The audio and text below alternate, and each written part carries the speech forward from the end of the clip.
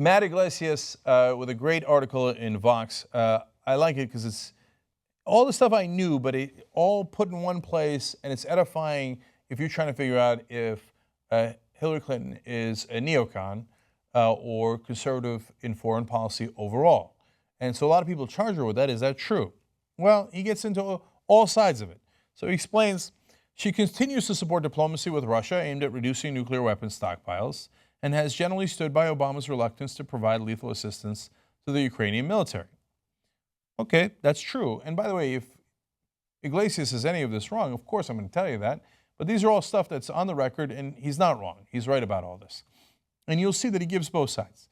Clinton favors a diplomatic approach to the North Korean nuclear issue, addressed Chinese adventurism with quiet and effective multilateral diplomacy, and worked publicly and privately on behalf of the Obama administration's diplomatic opening to Cuba. And Clinton, like Obama, but unlike any Republican, regards fostering international cooperation on climate change as an important foreign policy priority. Now, those are all true. Those are all unlike the neoconservatives, unlike the conservatives, period. And some of that stuff is wonderful. Opening up relations with Cuba, diplomacy with Iran was great. So if you think she's neocon down the line, that's not fair. Now, on the other hand, there is a contrast between her and President Obama. So first he has to get into explaining what Obama believes so that he can set up the contrast. So let me do that for you. Obama and his core team of longtime advisors have been increasingly vocal about their discontent with the Gulf monarchies. The Obama administration sees these countries as engineering a fundamentally irresponsible regional policy that helps fuel international terrorism, and then deploying their considerable financial resources to push a political agenda inside the United States rather than to solve problems constructively. That is enormously true. I actually wish that Obama had done a lot more to combat that, but I really appreciate that he understands that and has done something to counter it. This is a lot to do with the Saudis, but it's not just the Saudis. They go on to explain, Obama would simply rather partner with nobody at all. He'd like U.S. foreign policy to focus on relationships with growing economies in Asia, rather than on the balance of power between a series of authoritarian Petro-states. So what he's alluding to there is the battle between Saudi Arabia and Iran. Saudi Arabia is doing a lot of PR and lobbying inside America. It's not just Israel. It's Israel and Saudi Arabia together saying, hey, no, don't do the deal with Iran. You should go to war with Iran. Because Saudi Arabia and the Sunni monarchies in the Gulf, well, they want us to fight their war for them. They don't like the Shias in Iran, and they think, look, we're giving you this cheap oil. In return, could you go kill the Iranians for us? And Obama has basically said, no. Instead, I'm going to do a logical deal with the Iranians, make sure that they don't get access to nuclear weapons, and that was the deal. And I'm not going to get into your fight between the Petro-states.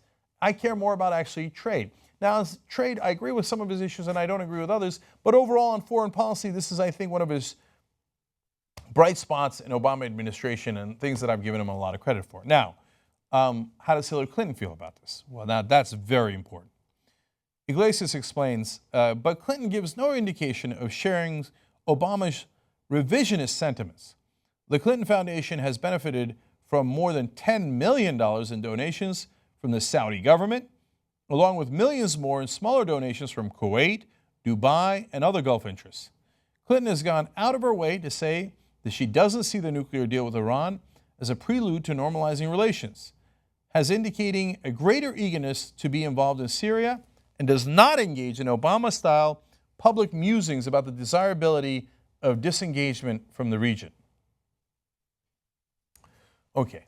Now, mind you, nonetheless, they did the deal in Iran, but so credit where credit is due. But overall, Clinton is certainly more engaged in the Sunni-Shia fight and certainly clearly more on one side. So she's got a lot of donors who say, no, you are going to support our friends in the Middle East, all of our friends in the Middle East, and you are going to fight our enemies for us. And she seems more engaged in that direction based on her record. Well, that is a neocon position.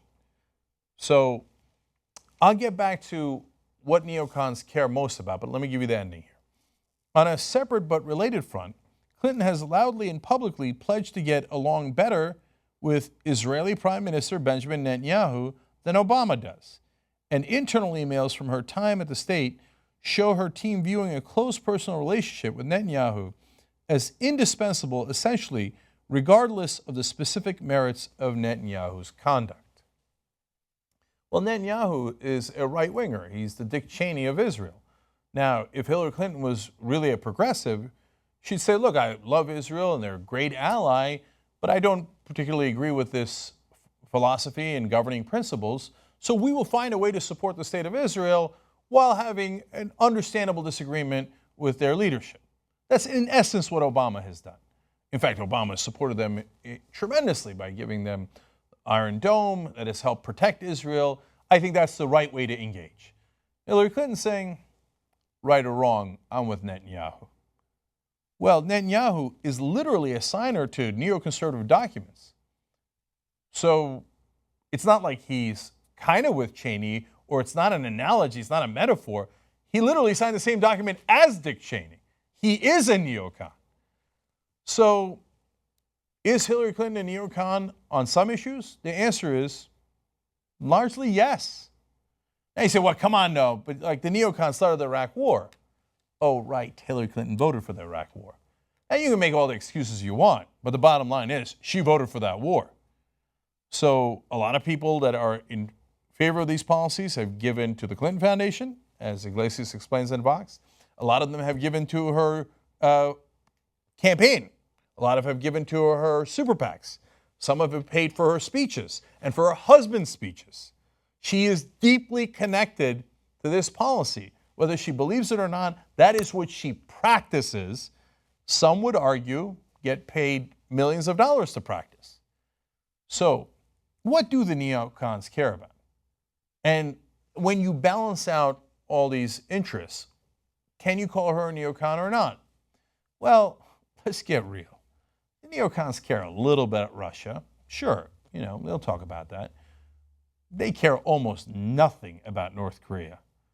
They're like, oh, Iran can't develop nuclear weapons. Well, our enemies developing nuclear weapons is unacceptable.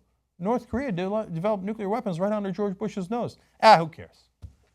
Well, you want to have aggressive policies against Iraq and Syria and Lebanon and Libya, and you can argue about Lebanon, but I would make that argument. Anyway, Hezbollah is there.